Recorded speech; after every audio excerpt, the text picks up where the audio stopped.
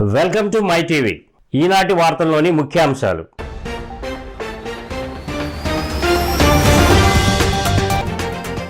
AP assembly సమావేశాలు ప్రారంభం. అసెంబ్లీలో ఉభయ సభలను ఉద్దేశించి గవర్నర్ జస్టిస్ అబ్దుల్ నజీర్ ప్రసంగం.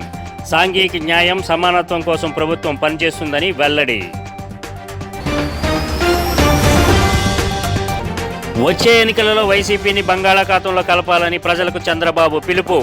అనకాపల్లి జిల్లా మాడుగులలో జరిగిన రా కదిలిరా సభలో వైసీపీ పాలనను ఎండగట్టిన టీడీపీ అధినేత.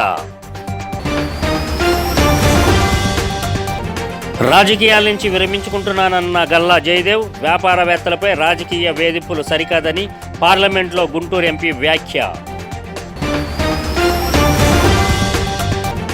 సీట్ల ముష్టి కోసం చంద్రబాబు ఇంటికి పవన్ వెళ్లాడని మంత్రి అంబటి ఆరోపణ. పవన్ను నమ్ముకుంటే కుక్కతోక పట్టుకొని సముద్రం ఈదినట్టేనని ఎద్దేవా. తెదేపా జనసేన అధికారంలోకి వచ్చాక డిఎస్సి అభ్యర్థులకు న్యాయం జరుగుతుందన్న నాగేంద్రబాబు. మంగళగిరి పార్టీ కార్యాలయంలో అభ్యర్థులతో మాట్లాడిన జనసేన నేతలు. వివరాల్లోకి వెళితే, దేశంలో ఎక్కడా లేని విధంగా ఆంధ్రప్రదేశ్ రాష్ట్ర ప్రభుత్వం విద్యా సంస్కరణలను చేపట్టిందని గవర్నర్ జస్టిస్ అబ్దుల్ నజీర్ పేర్కొన్నారు. ఏపీ అసెంబ్లీ సమావేశాలు సోమవారం ప్రారంభమయ్యాయి. అసెంబ్లీలో ఉభయ సభలను ఉద్దేశించి గవర్నర్ జస్టిస్ అబ్దుల్ నజీర్ ప్రసంగించారు.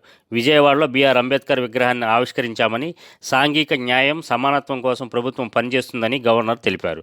ప్రభుత్వం ఇప్పటివరకు 4 బడ్జెట్లు ప్రవేశపెట్టిందని, ఇచ్చిన హామీలను ప్రభుత్వం అమలు చేసిందన్నారు. రైతులు, యువత, నేత, కార్మికులు, వృద్ధులు, మహిళలు ఆర్థికంగా లబ్ధి పొందారని గవర్నర్ ప్రసంగించారు. అధికారంలోకి రాగానే విద్యపై ప్రత్యేకంగా దృష్టి సాధించామన్నారు.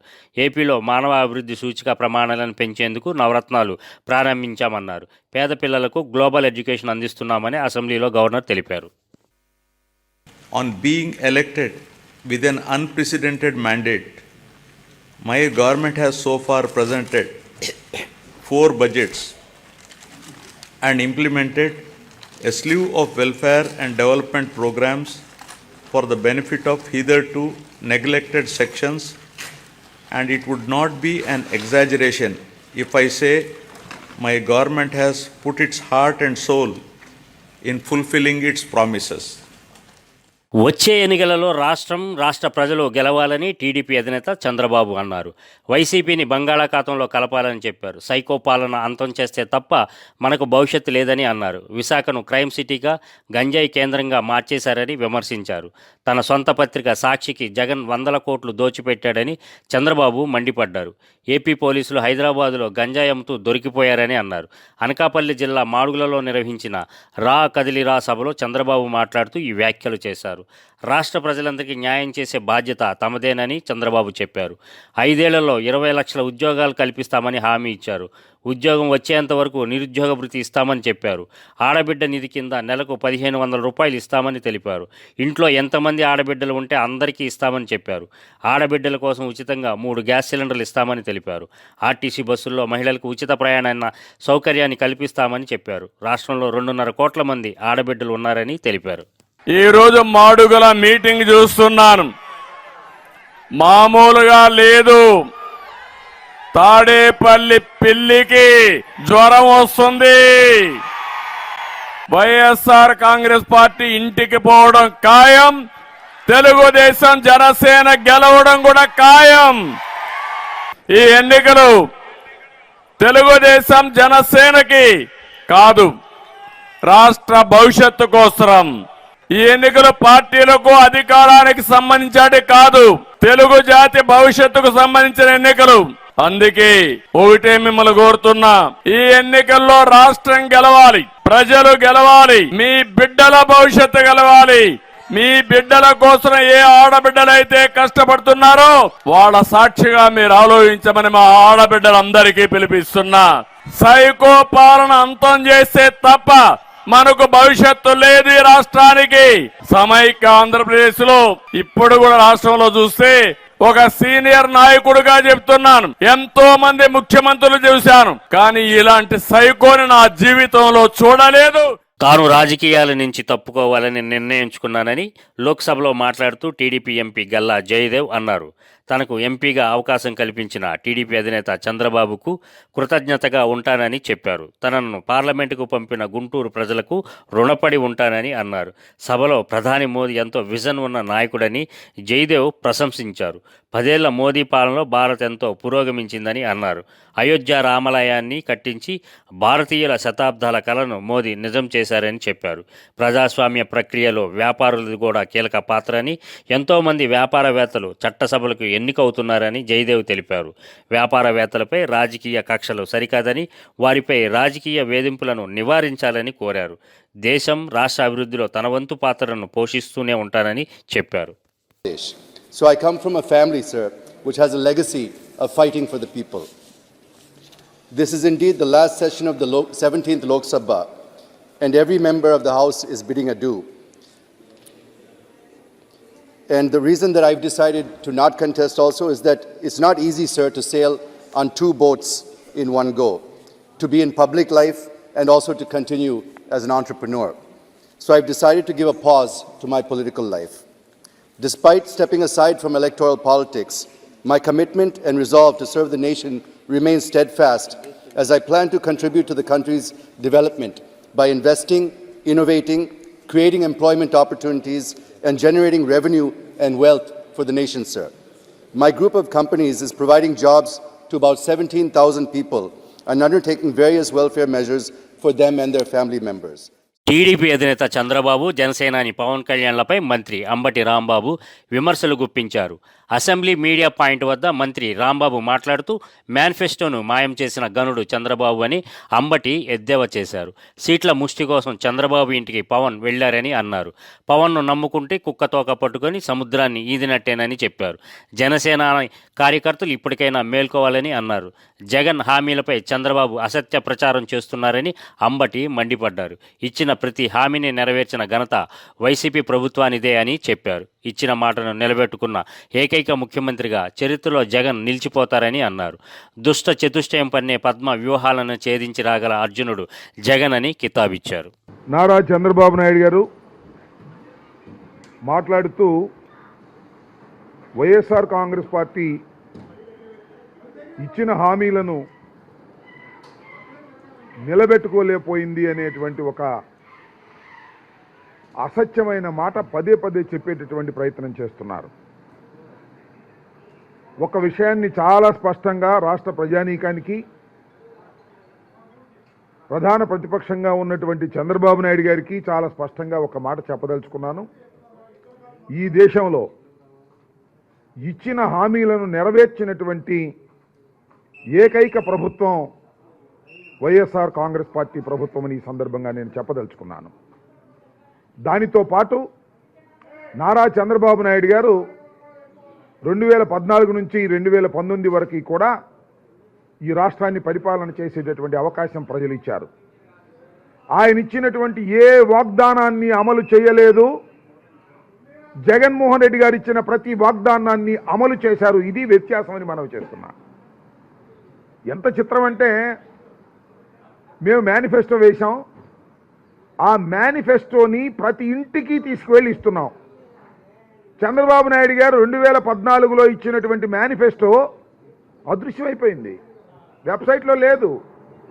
అంటే దాన్ని చూసి సిగ్గుపడవలసినటువంటి పరిస్థితి చంద్రబాబు నాయుడు గారికి వచ్చింది. డిఎస్సీ అభ్యర్థులు వారి సమస్యలను జనసేన పార్టీ అధ్యక్షుడు పవన్ కళ్యాణ్ దృష్టికి తీసుకువెళ్లేందుకు గాను పార్టీ మంగళగిరి కేంద్ర కార్యాలయానికి పెద్ద సంఖ్యలో తరలివచ్చారు. అక్కడే ఉన్న పార్టీ రాష్ట్ర చేనేత వికాస విభాగం చైర్మన్ మరియు మంగళగిరి నియోజకవర్గ ఇన్ఛార్జ్ చిల్లపల్లి శ్రీనివాసరావు వాటిని పరిశీలించారు.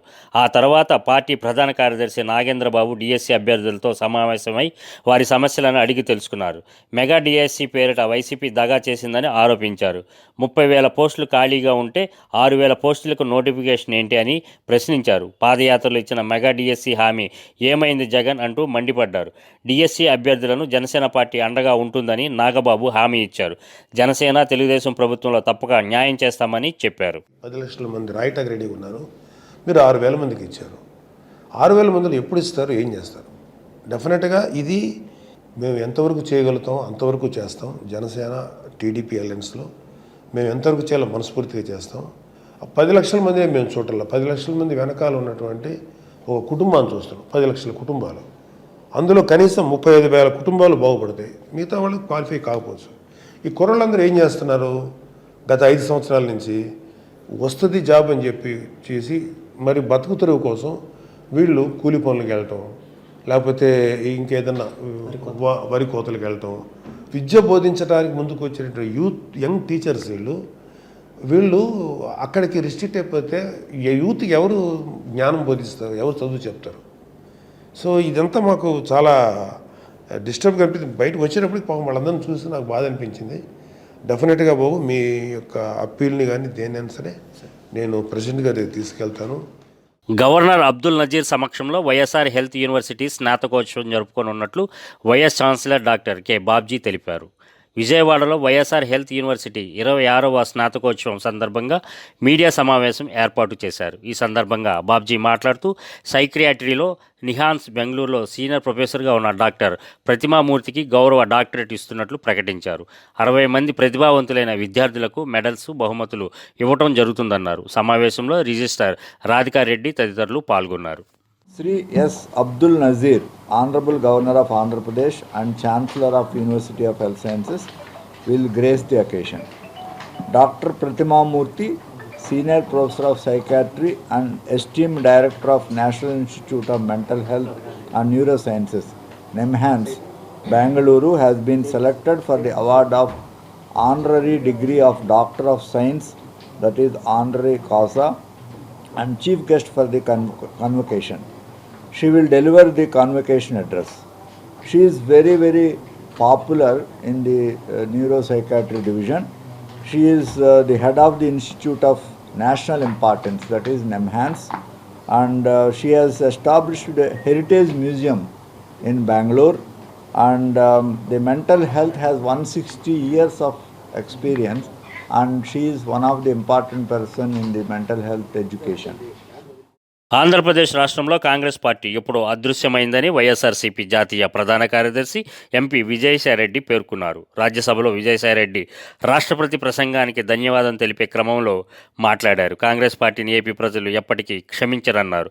జాతీయ స్థాయిలోనూ కాంగ్రెస్ కనుమరుగవటం ఖాయమన్నారు. కాంగ్రెస్ ఉన్నంతకాలం దేశం వెనకబాటుతో కుంగిపోయిందని ఆందోళన వ్యక్తం చేశారు. దేశాభివృద్ధికి కాంగ్రెస్ చేసిందేమీ లేదన్నారు. కుటుంబ విషయాల్లో కాంగ్రెస్ జోక్యం చేసుకుంటుందని మండిపడ్డారు. To 2014, the dark rule of Congress party. Sir, the Congress party, sir, I am referring to this because the Congress party has done irreparable damage to Andhra Pradesh, which I would like to bring to the notice in my in the next paragraph, sir. Sir, the Congress party may try to whitewash the past history and make their decades of misrule appear to be positive, but people of this country will never forgive the Congress party and its misrule and its cheap and dirty tactics and politics, sir, particularly in Indian National Congress. Sir, the Andhra Pradesh is the biggest victim of the misrule of the Congress party. They have subjected Andhra Pradesh to the violent and unscientific bifurcation that has ruined the socio-economic fabric of the state, which can never be forgotten, which can never be forgiven. AP అసెంబ్లీలో governor ప్రసంగాన్ని వ్యతిరేకిస్తూ TDP సభ్యులు walkout చేశారు. Governor ప్రసంగం సందర్భంగా పలు అంశాలపై వారు తీవ్ర అభ్యంతరం వ్యక్తం చేశారు. మీతో రాష్ట్ర ప్రభుత్వం అబద్ధాలు చెప్పిస్తుందంటూ నిరసన వ్యక్తం చేశారు. రైతు భరోసా కేంద్రాలు ఎక్కడున్నాయని ప్రశ్నించారు. ఇన్పుట్ సబ్సిడీని రైతులకు కాకుండా వైసీపీ నేతలకు ఇచ్చారని విమర్శించారు. అంగన్వాడీలకు జీతాలు పెంచకుండా అన్యాయం చేశారని అన్నారు. విద్యార్థులకు పూర్తిగా ఫీజు రియంబర్స్మెంట్ చేశామని గవర్నర్ చెప్పడంపై తీవ్ర అభ్యంతరం వ్యక్తం చేశారు. మెగా డిఎస్సి కాదు అని దగా డిఎస్సి అంటూ నినాదాలు చేశారు. ఈ క్రమంలో సభలో తీవ్ర నిరసన నెలకొంది. టీడీపీ సభ్యుల నినాదాల మధ్య గవర్నర్ తన ప్రసంగాన్ని కొనసాగించారు. గవర్నర్ ప్రసంగాన్ని వ్యతిరేకిస్తూ టీడీపీ సభ్యులు వాకౌట్ చేశారు. నెంబర్ 1 చేశారు. శాంతి భద్రతలో ఆఖరి స్థానానికి చేర్చారు. ఈ ప్రభుత్వం ఏం చేసిందని మరి ఆఖరి బడ్జెట్లో ఓటాన్ అకౌంట్ బడ్జెట్ ముందు గవర్నర్ ప్రసంగంలో పోలవరానికి సంబంధించి దగా చేశారు, రాజధానికి సంబంధించి దగా చేశారు, నిరుద్యోగులకి దగా చేశారు, బడుగు బలహీన వర్గాల వారికి ఇచ్చే రాయితీలని రద్దు చేశారు, రైతులను దగా చేశారు.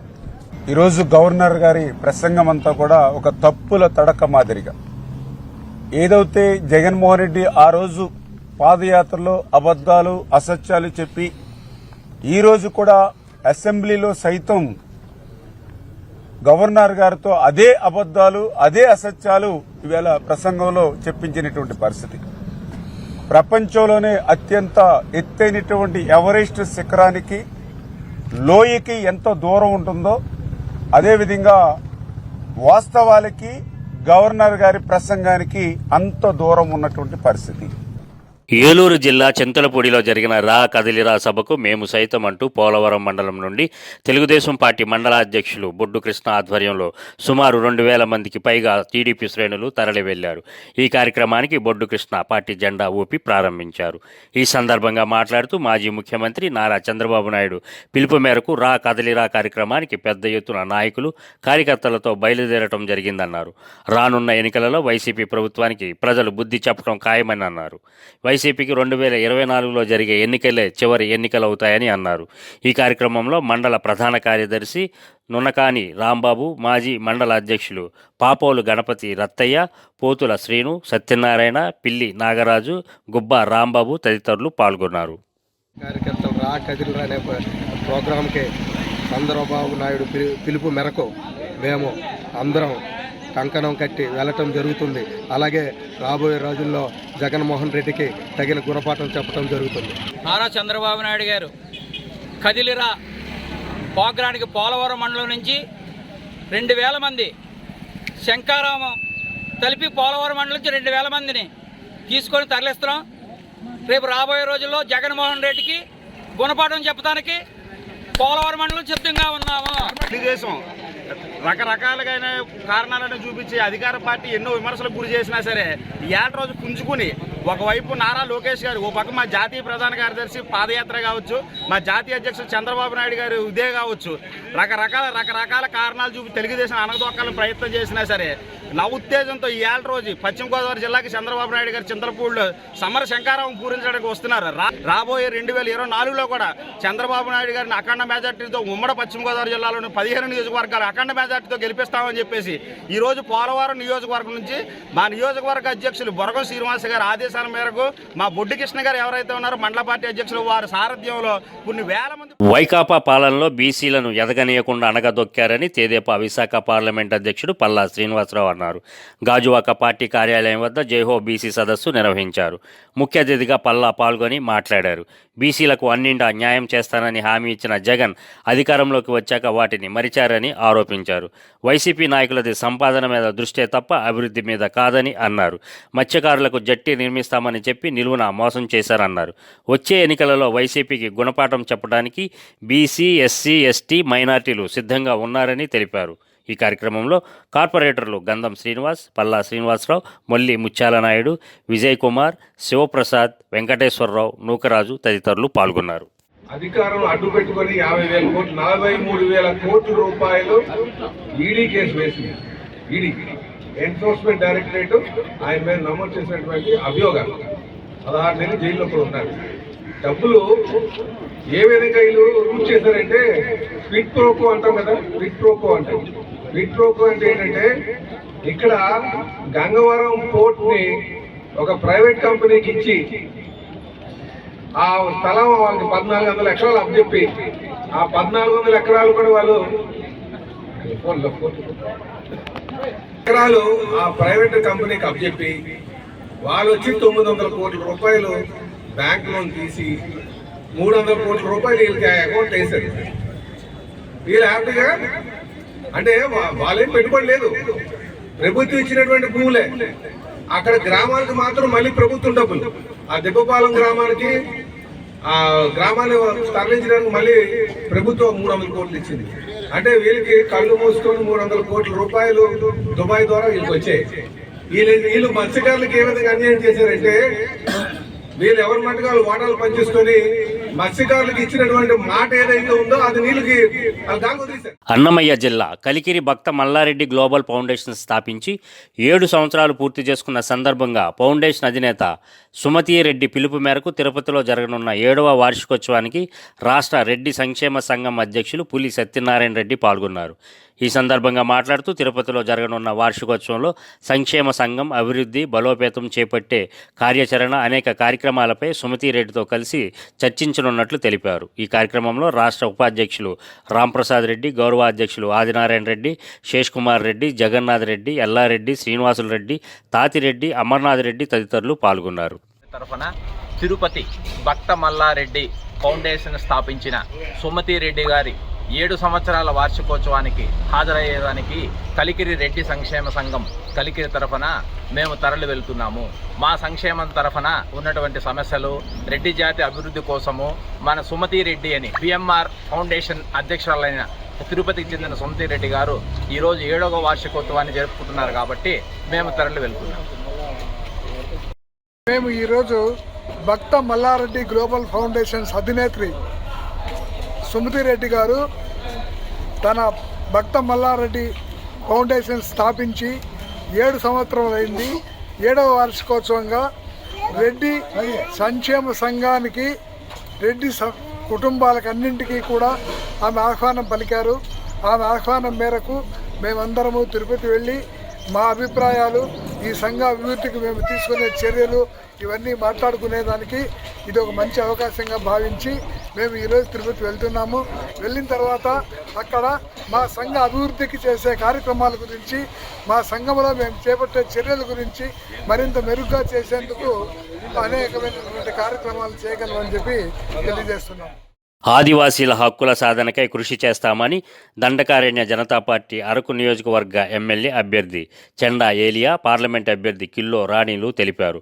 అల్లూరు జిల్లా అరకలోయ స్థానిక గిరిజన భవన్లో మీడియా సమావేశం ఏర్పాటు చేశారు. ఈ సందర్భంగా మాట్లాడుతూ ఆదివాసీలకు ప్రత్యేక రాష్ట్రం, రాజధాని, అదేవిధంగా వారు ఎదుర్కొంటున్న సమస్యల పరిష్కారం కావడం లేదని, అందుకోసం 2024 సార్వత్రిక ఎన్నికలలో దండకారణ్య ప్రాంతమంతా డీజేపీ పార్టీ పోటీ చేస్తుందని తెలిపారు.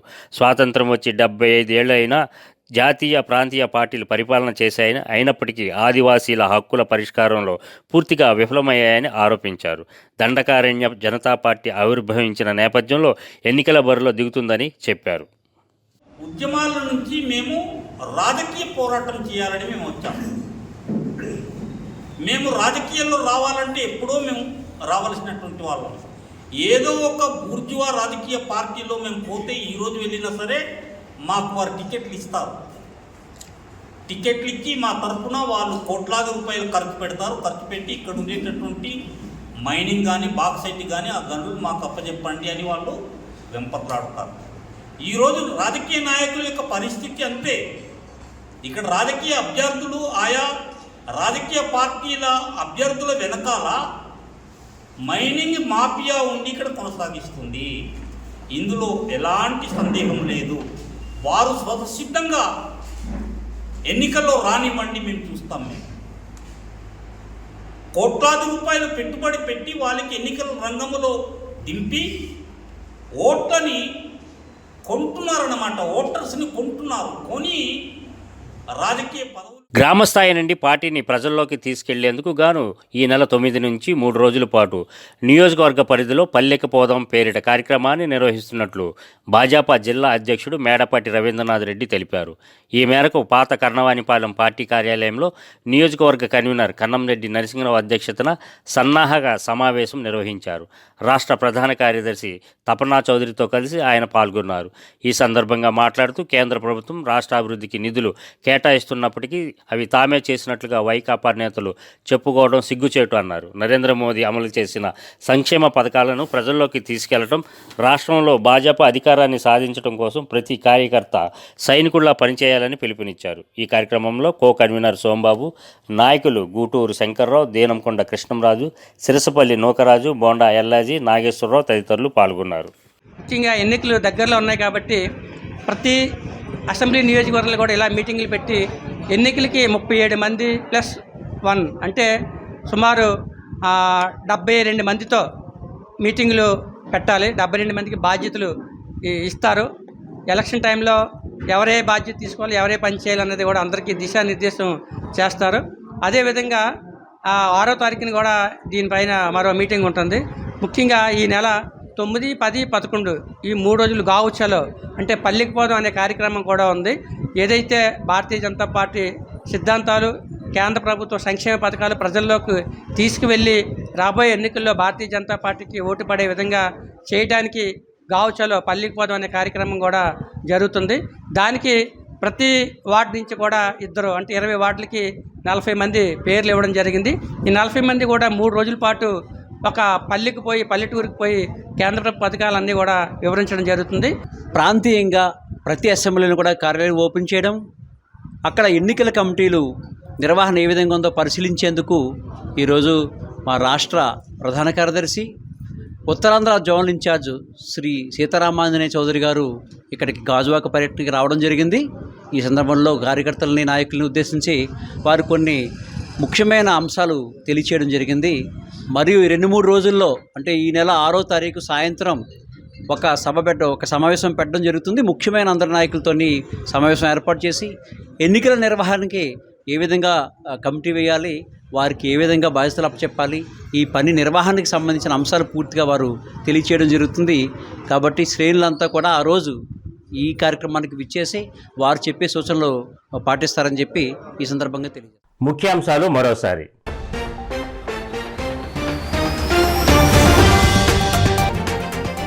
ఏపీ అసెంబ్లీ సమావేశాలు ప్రారంభం. అసెంబ్లీలో ఉభయ సభలను ఉద్దేశించి గవర్నర్ జస్టిస్ అబ్దుల్ నజీర్ ప్రసంగం. సాంఘిక న్యాయం, సమానత్వం కోసం ప్రభుత్వం పనిచేస్తుందని వెల్లడి. వచ్చే ఎన్నికలలో వైసీపీని బంగాళాఖాతంలో కలపాలని ప్రజలకు చంద్రబాబు పిలుపు. అనకాపల్లి జిల్లా మాడుగులలో జరిగిన రా కదిలిరా సభలో వైసీపీ పాలనను ఎండగట్టిన టీడీపీ అధినేత. రాజకీయాల నుంచి విరమించుకుంటున్నానన్న గల్లా జయదేవ్. వ్యాపారవేత్తలపై రాజకీయ వేధింపులు సరికాదని పార్లమెంట్లో గుంటూరు ఎంపీ వ్యాఖ్య. సీట్ల ముష్టి కోసం చంద్రబాబు ఇంటికి పవన్ వెళ్లాడని మంత్రి అంబటి ఆరోపణ. పవన్ను నమ్ముకుంటే కుక్కతోక పట్టుకొని సముద్రం ఈదినట్టేనని ఎద్దేవా. తెదేపా జనసేన అధికారంలోకి వచ్చాక డిఎస్సీ అభ్యర్థులకు న్యాయం జరుగుతుందన్న నాగేంద్రబాబు. మంగళగిరి పార్టీ కార్యాలయంలో అభ్యర్థులతో మాట్లాడిన జనసేన నేతలు. ఈ వార్తలు ఇంతటితో సమాప్తం. మరో బులెటిన్లో మరలా కలుద్దాం. అంతవరకు సెలవు. నమస్కారం.